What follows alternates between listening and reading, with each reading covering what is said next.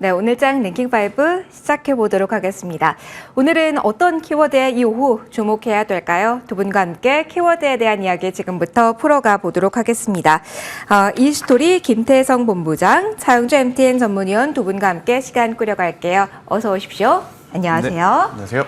자, 오늘도 시장에 대한 변동성 그 구간 안에 있습니다. 어떤 키워드를 보면서 시장을 좀 봐야 될까요? 1위부터 5위까지 이렇게 확인이 되어 있습니다. 일단 포스코 그룹주가 강하다라는 특징을 앞서 브리핑에서 전달해 드리기도 했는데요. 2차전지 전반적인 분위기 속에 포스코 그룹주의 빨간불 어떻게 해석 가능할지 전반적인 이야기 풀어가 보도록 하겠습니다. 첫 번째 질문을 본부장님께 드려보도록 할게요. 어제 오후에 좀 변동성이 컸어요. 에코프로, 포스코 그룹주. 자, 그런데 오늘 전반적으로 포스코 쪽에는 빨간불이 나오거든요. 여기에 대한 의미 부여가 가능할지 아니면은 단순한 수급 논리일지 어떤 포인트 저희 잡아야 될지 알려주세요. 일단 뭐 이번 주는 에코프로 그룹주와 이제 포스코 그룹주를 동반한 2차전지 대다수의 이제 종목군들의 움직임에 여러분들이 일일비할 필요는 없지 않는가라는 생각이 들어요. 그리고 이제 뭐 장중 분봉 움직임에 뭐 의미부여를 너무 강하게 하실 필요는 없다라는 생각이 드는 게 여러분들도 뭐 많이들 아시겠습니다만 MSCI 지수 편입에 따른 수급의 변동성이 이번 주는 당연히 클 수밖에 없다라는 것을 이제 좀 받아들이셔야 될 것 같고요. 저는 사실 이번 주보다는 다음 주가 훨씬 더 중요한 방향성, 즉 이 수급의 방향성이 잡히고 난 이후에 저는 움직임이 더 중요하다라는 의견 한번 드려보도록 하겠고요. 일단 포스코 그룹주, 특히 이제 포스코 홀딩스 같은 경우에는 사실은 이제 에코프로 그룹주 때문에 이제 영향을 또 받는다라는 이 투심이 있기 때문에 조정 시에 매수를 하고자 하는 또 투심이 또 이제 강하게 붙을 수 있다라는 관점에서 보면 그래서 조금 상대적으로 더 강한 모습을 좀 보이고 있다라고 좀 볼 수는 있겠습니다만 이번 주는 2차 전지에 대해서 공격적으로 어떤 이 트레이딩 전략의 변화를 좀 가져가기에는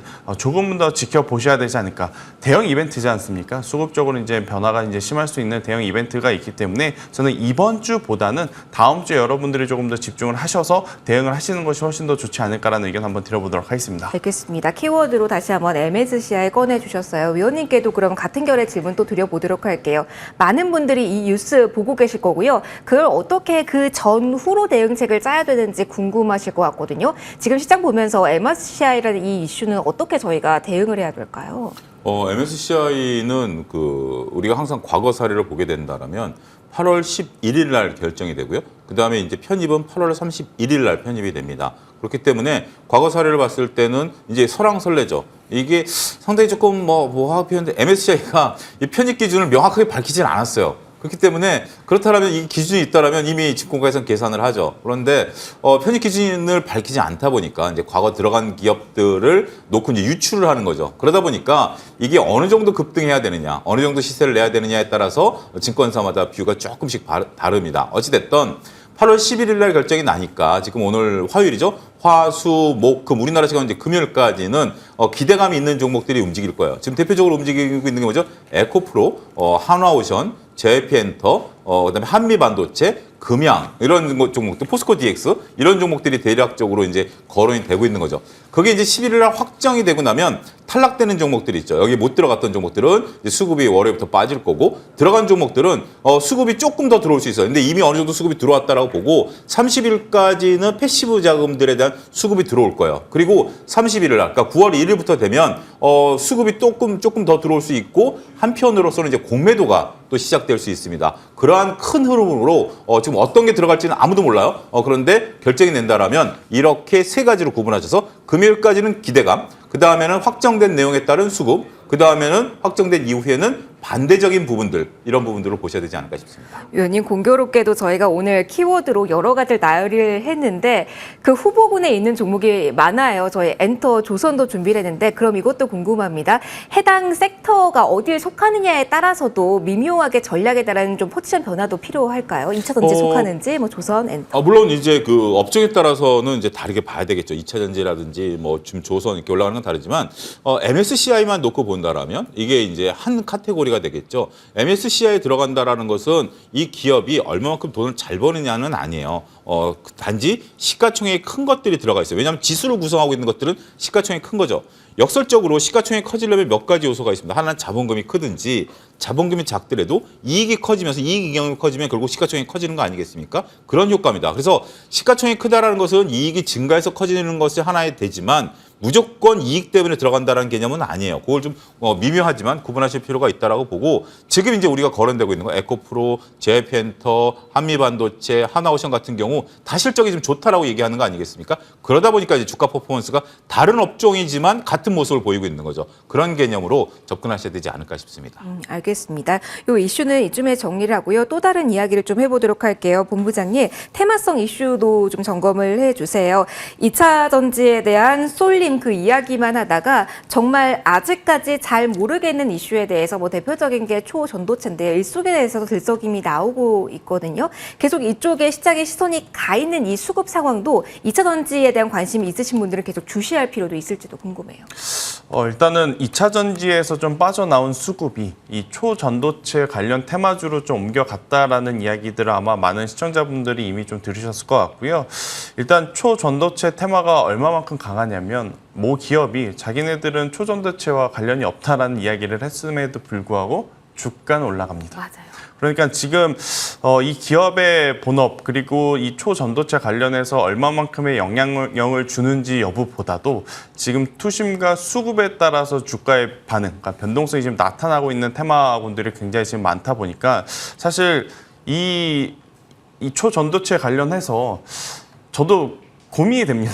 일단은 아니다, 어렵다라고는 하는데 움직임은 계속 상방을 향해 나오고 있다 보니 아마 이 고민은 시청자분들도 좀 동일하게 하실 수 있을 맞아요. 것 같은데 저는 그래도 이쪽의 섹터는 굉장히 조심해야 되지 않을까라는 의견 한번 드려보면서 일단 다행스럽게도 이쪽에 수급이 쏠리게 되면 2차 전지가 조금 더 많이 조정을 받을까라고 생각을 했는데 어제보다는 조금 완화된 모습을 좀 보였기 때문에 뭐 2차 전지에서 나온 수급이 다른 테마주로 빠르게 옮겨간다라고 해서 2차 전지에 추가적인 조정이 나올 것을 미리 걱정할 필요는 없지 않을까라는 의견 한번 드려보도록 하겠습니다. 동시에 그럼 이거 짧게만 봐주세요. 2차 전지의 변동성이 이렇게 커진 상황에서 본부장님 그러면 테마단에서 뉴스에 따라서 빠르게 움직이는 종목군들 초전도체 이외에도 있잖아요. 네. 그쪽에 대한 관심도 괜찮을까요? 필요할까요?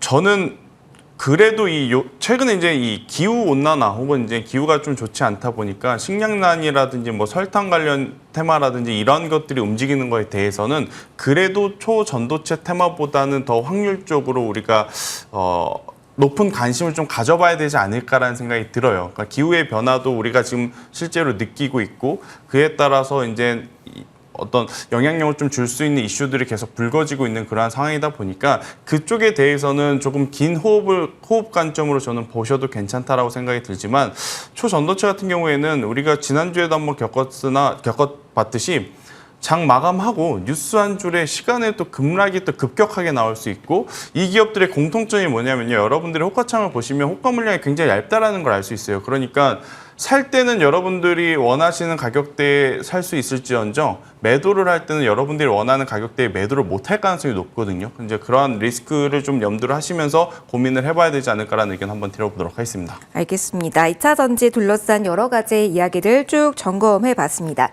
다음으로 넘어가도록 할게요. 실적 시즌의 끝마무리 구간입니다. 그렇다면 그 다음은 어떻게 봐야 될지 많이들 궁금하실 것 같은데요. 실적 기대주 중에 하나 조선주 그 꿈을 먹고 무럭무럭 올라왔죠. 최근엔 어떤 시장을 봐야 될까요? 여전히 슈퍼사이클 이 호황기에 포커스를 맞춰도 될까요?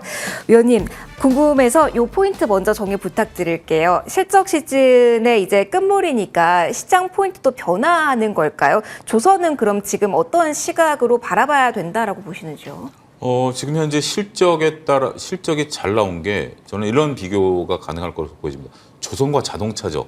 조선과 자동차 같은 경우 상반기부터 기대감들이 많았고 다 잘 올랐어요. 그리고 이번에 상반기 실적을 보면 조선도 잘 나왔고 자동차도 잘 나왔어요. 우리가 잘하고 있습니다. 그런데 여기서 지금 주가가 다른 움직임을 보여주고 있죠. 여전히 자동차에 대해서 긍정적으로 보는 시각이 있는데 그 브레이크가 걸린 게 자동차가 판매 그 증가율 자체가 좀 둔화됐다라는 거 아니겠습니까? 그리고 이제 몇몇 가지 조금 이제 확인됐거나 확인되지 않은 조금 불편한 소식들이 전해지죠. 일단 가장은 재고가 좀 쌓이고 있다라는 거, 그리고 어떤 뭐 특정 모델에 대한 어떤 퍼포먼스가 조금 둔화되고 있다라는 것들, 그리고 경기 둔화에 따라서 과연 자동차가 더 많이 팔릴 것인가에 대한 부분들, 그다음에 그다음에 테슬라가 몰고 온 경쟁 이런 것들에 대한 이제 불안감들이 자동차에 짓누르고 있는 거죠. 반면 조선은 제가 MTN에서 항상 말씀드리는 것처럼 이익을 내기 시작하면 무서운 주식이 된다라는 것을 거듭 강조드려 왔었습니다. 그 작년까지만 하더라도 신조선가라든지 수주잔고에 따라서 많은 분들이 말씀하셔서 주가 못 움직였다가 이젠 이익만 보고 가자. 근데 이 이익은 J커브를 그린다. 원래 이익이라는 게 수평이 아니라 J커브를 그리는 게 조선업종의 특징이거든요. 이것에 대한 퍼포먼스에 대한 기대감들이 더 큰 거죠. 2015년까지 도크가 찼다가 2016년까지 도크가 차 있다. 그리고 그 조선사 CEO 같은 경우는 우리는 나쁜 이익을 거두지 않겠다. 그것은 선별적인 수주를 할 정도로 그럼에도 불구하고 2016년까지 도크가 차 있다라는 거죠. 그리고 과거에 우리가 했던 신조선가 이런 것들이 이제는 배가 만들어지기 시작한 시점이거든요. 그렇기 때문에 그동안에 이제 상반기만 놓고 보면 자동차와 조선이 같은 모습이었습니다만 여기서 이제 각자 갈 길이 달라지는 거죠. 미래에 대한 것들이 여전히 좋은 게 있고 야 이건 조금 쉬어가야 되는 거 아니야 라는 것들이 이제 구분하실 필요가 있는 거죠. 실적이 나왔다 그래서 우리가 이제 그 실적에 따라서 실적이 좋은데 주가 왜 못 올라가 이렇게 보시면 원래 CEO들 같은 여러분이 CEO라면 지난 실적 가지고 그 미래를 결정하는 거 아니겠습니까? 그랬을 때 두 회사가 갈 길이 달라진다는 거죠. 그거를 잘 읽어내시면 재무제표를 가지고도 미래를 읽어낼 수 있는 능력을 훨씬 배가시키실 수 있다. 이렇게 말씀드릴 수 있겠습니다. 어디를 향하고 있는지 조금 더 기업이 그리는 큰 그림을 좀 이제는 보실 필요도 있겠다라는 조언이었습니다. 본부장님의 이야기도 들어보도록 할게요. 위원님과 마찬가지로 조선에 대해서 긍정적인 시각 일찌감치 공유를 해주셨고 조선 기자재도 서서히 보자라는 타이밍도 잡아주셨잖아요.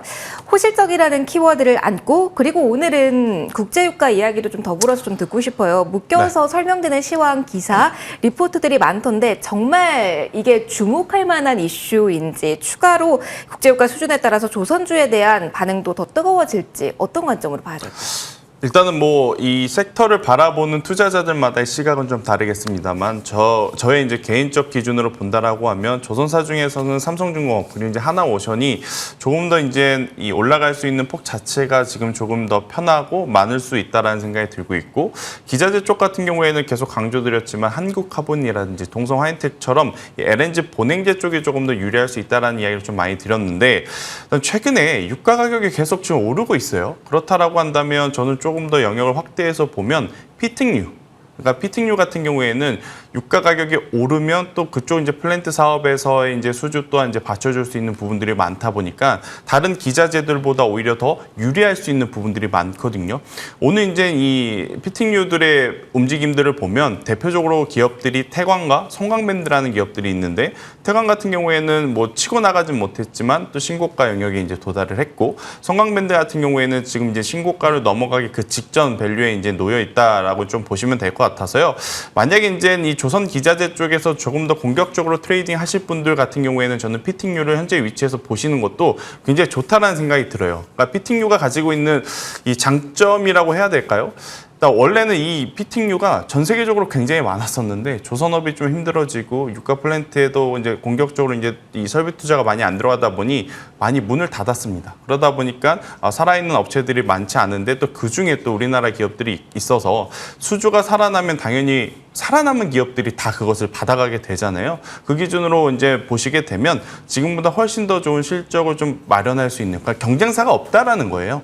그렇기 때문에 이제 실적적으로도 더 편안하게 기대해 볼 수 있지 않을까라는 의견 한번 드려보도록 하겠습니다. 그러면 이것도 궁금해요. 유가 상승과 더불어서 피팅 쪽 이야기를 해주셨잖아요. 그러면은 유가 상승하면은 그냥 1차원적으로 생각나는 거는 정유주의 강세거든요. 오늘은 쉬어가긴 하지만 SOL 같은 경우는 괄목할 만한 흐름 보이기도 했고요. 어떻습니까? 정유주를 차라리 그럼 보는 게 납니까? 아니면 그래도 조선과 같은 모멘텀을 플러스 알파로 가지고 있는 피팅주에 대한 매력도가 더 높은 걸까요? 저는 차라리 피팅 쪽을 보시는 게 맞지 않나라는 생각이 들고 있고 정유하면 우리나라 기업에는 뭐 상장되어 있는 기업들은 그렇게 많지 않잖아요. 더욱이 이제 또 정유 쪽은 정제 마진이라든지 이제 스프레드까지 이제 꼭 같이 봐야 되는 굉장히 또 복잡한 경우의 수를 좀 따져야 되는 상황이다 보니까 그냥 1차원적으로 눈에 좀 보이면서 따라갈 수 있는 쪽을 먼저 보시는 게 지금은 더 좋지 않을까라는 의견. 왜냐하면 이 피팅 밸브류 쪽이 실적이 안 나오면 당연히 안 보는 게 맞지만 실적이 지금 워낙 잘 나오고 있는 상황이다 보니까 이쪽을 보는 게 맞다라는 의견 한번 드려보도록 하겠습니다. 네, 알겠습니다. 위원님의 의견 살짝 더 해볼까요? 예, 그 우리가 이제 큰 그림을 좀 그리셔야 될 것 같아요. 지금 이제 유가가 조금 올라왔는데 그 유가가 올라온 것이 기조적이냐 아니면 러시아의 감산 효과에 따른 일시적인 요소냐라고 봐야 되겠죠. 지금 이제 세계 경기가 좋은 듯 보여도 지금 중국이 안 살아나다 보니까 전반적으로 원유 수요가 늘어난 건 아니죠. 지금 유가가 올라가는 것은 공급발 이슈입니다. 그것은 이게 기조적으로 갈 것이냐 그렇게 보는 시각들은 없죠. 그렇다면 이거에 단기적으로 반응할 수 있는 것은 정의적으로 보는 게 맞을 수도 있죠. 그렇지만 피팅은 그거랑 상관없죠. 유가가 올라가던 안 올라가던 피팅은 지금 수요가 엄청납니다. 첫 번째 수요는 우리가 조선 쪽을 생각하지만 오히려 그거보다 더 많은 것이 지금 플랜트 건설에 들어가는 피팅 수요가 너무 어마어마해요. 중동 쪽에서 지금 우리가 이제 그 석유화학 단지를 만들고 있고 미국 같은 경우 지금 LNG를 수출하기 위한 그 항을 만들고 있는 거 아니겠습니까? 여기에 피팅이 들어갑니다. 따라서 구분하실 필요가 있어요. 유가가 올라가면 둘 다 보시는 게 맞는데 일단 일시적인 요소냐 아니면 항구적인 요소냐라고 봤을 때는 저는 피팅 쪽에 무게중심을 두셔야 되지 않을까 싶습니다. 두 분의 의견이 여기서 좀 모아지네요. 다음 키워드에 대한 이야기로 넘어가도록 하겠습니다. 반도체에 대한 이야기를 할 거고요. 시장 더불어서 코멘트도 받아볼 겁니다. 호재성 뉴스에 반응이 나오긴 합니다만 짧고요. 그리고 무게성 있는 이슈가 나와도 시장의 주목도는 이전보다 훨씬 낮습니다. 조정 계속 이어진다. 그리고 시장도 덩달아서 계속 이런 흐름을 보인다라고 우리는 생각해야 될까요? 본부장님 먼저 전반적인 큰 그림에서 봤을 때 뉴스가 있습니다만 그건 조금 이따 이야기를 하기로 하고 호재가 나왔고 그리고 반응이 나올만 하다가 식고 대형주에 대한 반응이 이렇게 차가운데 지수도 흔들린다. 여기에 대해서 저희가 시장 당분간에 대한 힌트를 얻어야 될까요?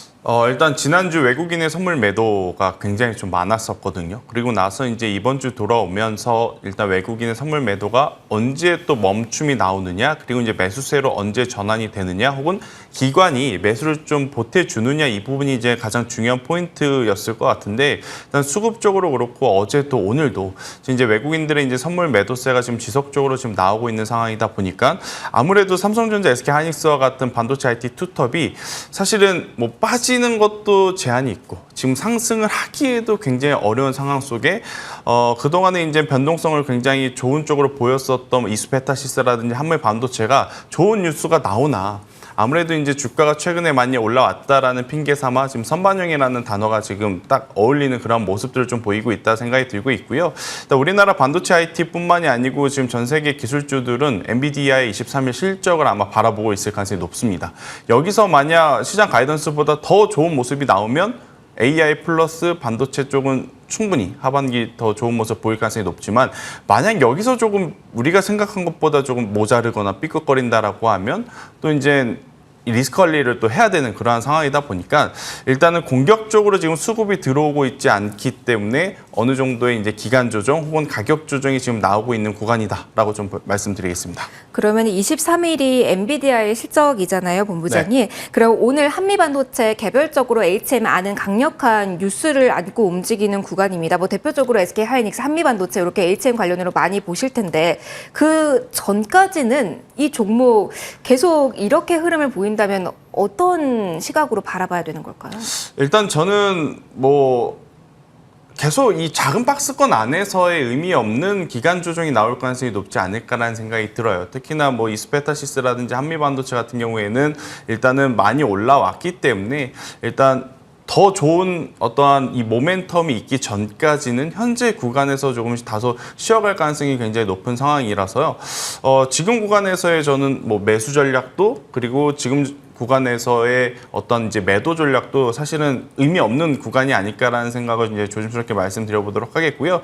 지금은 조금 더 보신 이후에 올라간다라고 하면 이제 좋은 수익권에서 매도를 하는 전략을 좀 고민해 볼 필요가 있고 만약 여기서 가격적으로 또 메리트가 생긴다라고 한다면 가지고 계셨던 분들 혹은 신규 매수하실 분들 저는 전략적으로 또 낮은 가격에 한번 공략을 해보는 것을 고려해봐도 괜찮지 않을까라는 의견. 대신 현재 위치에서 매수를 해야 되느냐 아니면 매도를 해야 되느냐 이것을 결정하기에는 굉장히 지금 애매모호한 위치에 있다는 의견 드리겠습니다. 애매한 부분이 상당히 많은 것 같습니다. 그럼 추가적으로 위원님, 삼성전자, SK 하이닉스 필두로 하나 더 봐주세요. 최근 이렇게 시장이 좀 많이 흔들거리고 HBM 좋다고 하는데 뉴스 반응을 안 하니까 개인분들이 최근에 이 투톱도 많이 사모으시면서 어찌 보면은 해지 형식으로도 많이 주목을 하시는 것 같거든요. 투톱에 대해서는 지금 상황에서 이슈와 함께 어떻게 바라보는 게 좋을까요? 저는 이번에 한미반도체 실적에 굉장히 의미를 부여하고 싶습니다. 뭐냐면 이제 엔비디아 실적이 나오긴 해야 되겠습니다만 HBM에 대한 기대감들이 있었고 HBM에 대해서 지금 현재 삼성전자와 SK하이닉스는 실적이 잘 안 나왔잖아요. 우리가 이제 D램에 대한 실적들이 반영이 됐는데 한 가지는 투자자분들이 이제 그런 걸 보다는 HBM을 바라봤고 특히 SK하이닉스 같은 경우는 HBM의 매출 비중이 이제 20%를 넘어섰다라는 아주 고무적인 소식이 나왔고 그것을 이번에 같이 검증해 준 게 저는 한미반도체의 실적이라고 보거든요. HBM을 만드는 과정에 있어서 한미반도체에 대한 거론을 많이 했잖아요. 그런데 진짜 둘 다 실적이 잘 나왔어요. 그러면 이거는 우리가 증권가에서 본 얘기가 맞는 거죠. 그렇기 때문에 서로 간에 어떻게 보면 연결고리가 맞았다라고 봐요. 그래서 저는 이 부분 긍정적이다라고 봐요. 근데 실적이 잘 나왔는데 왜 주가가 못 올라가? 그동안 올라온 게 얼마입니까? 그동안 이거 반영해서 올라왔잖아요. 그동안 올라온 거 생각 안 하고 이제 실적이 잘 나왔으니까 이제부터 올라갈 거다. 그거는 조금 좀 너무하죠. 그동안 올라온 게 있기 때문에 그렇게 반영을 하셔야지. 이게 전혀 안 움직였다라면. 전혀 안 움직였는데 실적이 좋았다? 아모레 퍼시픽 같은 경우 그런 거 아니겠습니까? 생각지도 않았는데 실적이 잘 나오면 그때 가서 움직이는 거고 이거는 이미 기대했던 거고 그걸 확인했다 이렇게 이해하시면 되겠습니다. 또 한 가지 지금 조금 전에 김태선 이사께서 말씀하시는 기간에 뉴스가 하나 떴어요. 우리가 초전도체 관련해 가지고 미국 연구진이 게임 끝났다라는 기사가 나왔고 그 사이에 지금 10%가 반납을 해버렸습니다. 이 초전도체 갖고 계신 분들 입장에서 보면 불과 한 2, 3분 사이에 10%를 반납했고 이 뉴스가 나왔다라는 사실도 저도 지금 몰랐어요. 지금 HTS를 지금 켜놓고 있는 상태고 여기는 온갖 뉴스들이 다 뜨고 있지 않습니까? 이게 기사화된 것만 나옵니다. 그래서 이거를 여러분들이 못 보셨다라면 이미 많은 분들이 보고 계세요. 그 부분도 체크하셔야 되지 않을까 싶습니다. 그럼 요거 하나만 시세 빠지는 것과 더불어서 빠르게 캐치를 해주셨으니까요. 양자 쪽에서의 흐름도 다시 한번 주시해야 될까? 이쪽에 빠지면서 이쪽의 호가창도 본주하게 움직이고 있어서 연결고리 지어서 테마성의 이동도 저희가 주시해야 될지요. 아닙니다. 이건 진짜 단순한 테마입니다. 지금 이것은 과학이라는 게 검증이 되고 이거 활용화되는 게 여러 가지가 있는데 이 부분에 대해서 지금 이제 이론적으로 지금 얘기 따지는 거 아니잖아요. 조금 전에 우리 코너 앞서서도 김태선 이사께서 말씀하신 그 대장주 같은 경우 아니다 했는데 올라간 거잖아요. 그거는 이걸 따지고 들면 안 됩니다. 이게 지금 안 되면 그럼 양자로 가느냐? 이런 논리로 가시면 테마주는 잘못 걸리실 수 있어요. 그러면 이게 지금 갑자기 이게 관심을 갖다가 이게 사라진 거잖아요. 그러면 그냥 그대로 있는 대로 가는 거예요. 그렇게 보셔야지 지금 이것을 가지고 이게 올라가니까 누군가 다르게 생각하는 거 아니야? 절대 그런 거 아닙니다. 그렇게 테마는 단순하게 지금 이 테마는 이 내용이라면 끝났다라고 봐야 되겠고 또 다른 걸 봐야 되겠지만 이제는 너무 이렇게 공격적으로 보시면 좀 위험할 수도 있다. 이렇게 설명드릴 수 있겠습니다. 알겠습니다. 발빠르게 변화에 대해서도 위원님이 뉴스 체크해 주셔서 초전도체에 대한 이야기까지 같이 또 한번 담아봤습니다. 다음 키워드로 좀 넘어가도록 하겠습니다. 오늘 좀 상대적으로 선전하고 있는 쪽에서 이야기를 좀 해보도록 할 텐데요. 원자재도 그렇고 인프라 좀 묶어봤습니다. 가장 요즘 하루 그 자리에서 오를 땐 이게 가장 궁금하실 겁니다. 순환매일까? 하루짜리일까? 더 갈까? 요 관점일 것 같은데요. 본부장님, 이쪽 반응 좀 봐주세요. 이렇다 해서 테마가 가장 형성될 만한 뉴스나 이렇다 할 움직임은 잡지 못했습니다만 선전하고 있다라는 것만으로도 요즘은 키워드를 꼽게 되더라고요. 어떻게 봐야 될까요? 일단 원자재 인프라 쪽 같은 경우에는 이제 어떤 원자재냐에 따라서 조금 다르게 이제 봐야 되겠습니다만 일단 대체적으로 실적이 잘 나오는 지금 그런 상황이라서 이쪽 섹터 같은 경우에는 사실 이제 단기적으로 여러분들이 트레이딩을 삼을 것이 아니고 조금은 더 이제 중장기적인 이제 모멘텀을 가지고 보셔야 된다라는 의견 한번 드려보도록 하겠고요. 일단 인프라 관련주 하면 굉장히 많은 기업들이 지금 이제 머리에 이제 스쳐 지나가실 텐데 저는 이제 건설기계 쪽을 조금 더 먼저 체크를 해보시는 게 어떨까라는 생각이 들어요. 일단 이제 송전이라든지 배전 그리고 이제 전력기기 인프라도 이제 굉장히 또 좋은 모습을 좀 보였지만 최근에 이 LS 그룹주들이 여기저기 뉴스에 조금 엮이면서 변동성이 좀 커진 상황이다 보니까 전력기기 같은 경우에는 조금은 더 시간을 가지고 다시 한번 이제 보셔야 된다라는 생각이 들고 대신에 그 공백 기간 동안에 보면 저는 건설기계 쪽 이제 HD 현대인프라코어라든지 두산 밥켓이라든지 이러한 쪽 같은 경우에는 조정이 나올 때 천천히 모아가신다라고 하면 저는 미국의 리쇼어링 효과도 기대해 볼 수 있고 충분히 이제 우리나라 기업들도 지금 이 공장들을 또 증설을 하고 있고 그런 부분 그리고 이제 중국에서의 경기 침체를 또 이겨내기 위해서는 경기 부양책 이야기가 또 나올 가능성이 높아요. 그럼 오늘 수출입 네. 지표가 상당히 안 좋게 나오면서 경기 회복세가 둔화되고 있다라는 이야기가 중국 내에서 많이 나오잖아요. 결국은 지금 시점에서는 미국보다 단기적인 모멘텀으로 중국에서 뭔가 나올 수 있다. 그렇죠. 그러니까 이제 중국의 지표라는 것이 처음에 안 좋게 나오면 그건 시장에 영향을 줍니다. 그런데 그 지표가 뭐 연속적으로 조금 불안하다라는 이제 분위기를 좀 내보이면 그것을 개선하기 위해 어떠한 플랜들이 이제 작동이 될 것이다라는 또 기대감도 물론 있을 수밖에 없거든요. 특히나 이제 중국 같은 경우에는 지표가 안 나올 때마다 이 경기 부양책이라는 카드를 되게 공격적으로 꺼내 들면서 이제 주가를 이제 부양을 했었던 그런 패턴이기에 저는 이 건설기계 쪽은 한번 이쪽을 우리가 기대를 좀 해볼 만하지 않을까. 특히나 이제 그동안에 덜 움직였었던 중소형 쪽, 뭐 진성 TC라든지 DY 파워라든지 이러한 쪽 같은 경우에는 한두 차례 더 좋은 기회가 좀 될 수 있지 않을까라는 생각이 들고 있고, 지금 앞서 이제 위원님께서 좀 짚어주셨는데 이 초전도체 관련주들 급락 엄청나게 지금 강하게 나오고 있거든요. 그러니까 이 부분은 시청자분들이 좀 빠르게 판단을 하시는 것이 저는 좋다라는 생각이 들고, 만약에 이렇게 테마의 바람이 불었던 섹터가 흔들리게 되면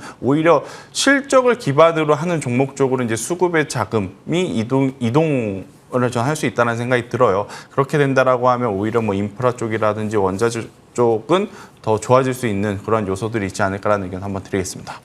정말 말씀해 주신 것처럼 위원님 언급해 주신 이후 뉴스에 따른 발빠른 반응, 신성 델타티크 상한가 풀린 상황이고요. 모비스는 2자릿대, 원익 PNE도 2자릿대 하락폭에서 계속해서 호가창 분주하게 움직이고 있다는 점까지 말씀을 드릴게요.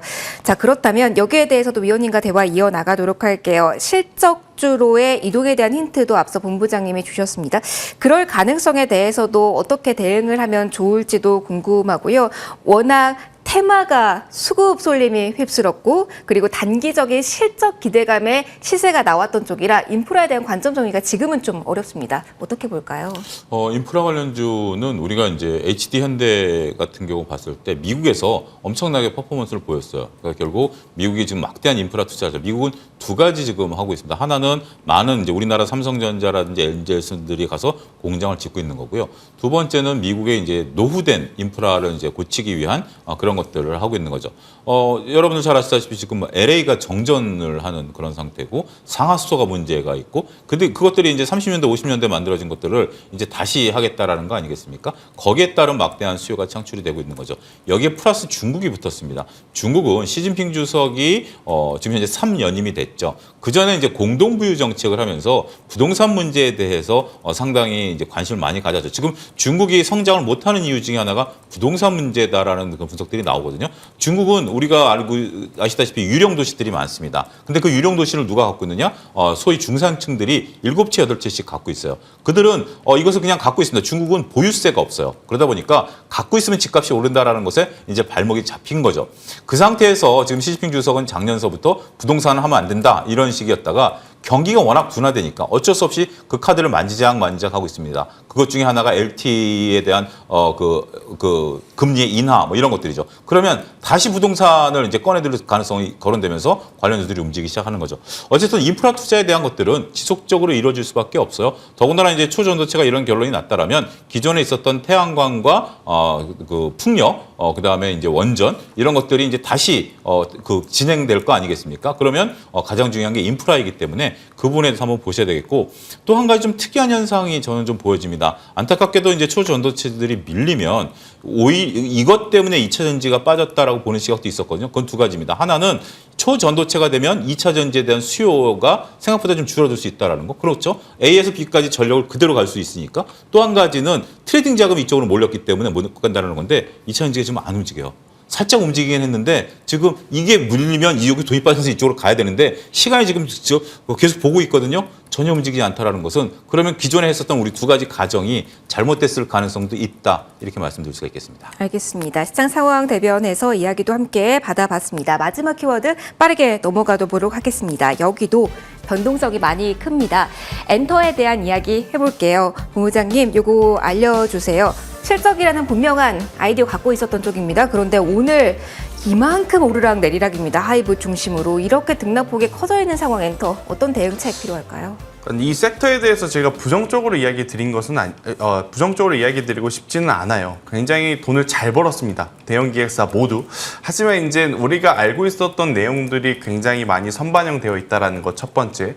그리고 지금 하이브에 굉장히 많은 이 그룹 그리고 멤버들이 이 우리나라뿐만이 아니고 빌보드에서 정말 말도 안 되는 성과를 내고 있어요. 그런데 우리가 이제 작년 그리고 올 초에 그들이 그런 성과를 냈을 때 주가가 반영을 했었던 변동성 대비하면 그 변동성의 폭이 많이 좀 줄어들었다라는 것을 좀 인지를 할 필요가 있어요. 그러니까 만약 예를 들어서 똑같은 뉴스가 올 초에 나왔다면 뭐 두 자릿수 이상 혹은 그 이상의 상승세를 이끌 만한 뉴스였는데 일단 현재는 주가가 또 올 초보다 많이 올라왔잖아요. 그러다 보니까 그 뉴스에 반응하는 민감도가 조금은 상대적으로 떨어진 그러한 상황이라서 저는 우리가 알고 있지 못하는 새로운 어떠한 그 내용이 나오기 전까지는 일단 기간적으로 시간이 이제는 다시금 또 필요할 때가 아닌가라는 생각이 들어서 일단 가지고 계신 분들은 뭐 제가 뭐 이렇게 이야기했다 그래서 가지고 있던 뭐 100%를 다 매도를 하실 필요는 없다라는 생각이 들고 있고요. 대신에 이제 어느 정도는 수익을 일부라도 확정을 지으면서 주가의 흐름을 보시면서 이제 추가 대응 전략을 준비를 하셔야 되지 않을까라는 의견 한번 들어보도록 하겠습니다. 알겠습니다. 엔터에 대한 의견 정리까지 받아봤고요. 와, 시간이 벌써 이렇게 됐습니다. 오늘 본부장님께서 원픽 들고 와 주셨는데 포인트만 정리해서 종목명 들어보도록 할게요. 네, 일단 뭐 지난주에도 한번 말씀드렸었던 기업인데 두산을 한번 좀 보자. 그러니까 두산 같은 경우에는 2차 전지 테마와도 엮일 수 있는 지금 PFC 소재에 대한 수주가 계속 늘어나고 있고 여기 이제 두산바켓, 두산 에너빌리티가 좋은 실적들을 내고 있고 또 이제 로봇주들 좋잖아요. 또 이제 두산 로보틱스 관련한 또 이제 이 바람이 불어오게 된다라고 하면 저는 두산 같은 경우에는 그동안에 사실 상대적으로 좋은 실적을 냈음에도 주가가 많이 올라오지 못했기 때문에 여기서 이제 15만 원대까지 그러니까 전 고점까지 한번 추가적인 상승 탄력을 기대해 볼 수는 있지 않을까라는 의견. 대신에 9만 원이라는 가격대 밑으로 내려오게 된다라고 하면 굉장히 또 오래 걸릴 수가 있으니 저는 손절가는 9만 원 제시드려 보도록 하겠습니다. 여전히 공략 가능하다라는 관점에서 두산 한 번 더 추천해 주셨습니다. 오늘장 랭킹5는 이렇게 오늘 마무리하도록 할게요. 지금까지 차영주 MTN 전문위원 그리고 이스토리 김태성 본부장 두 분과 함께 시간 꾸려봤습니다. 두 분 모두 고맙습니다.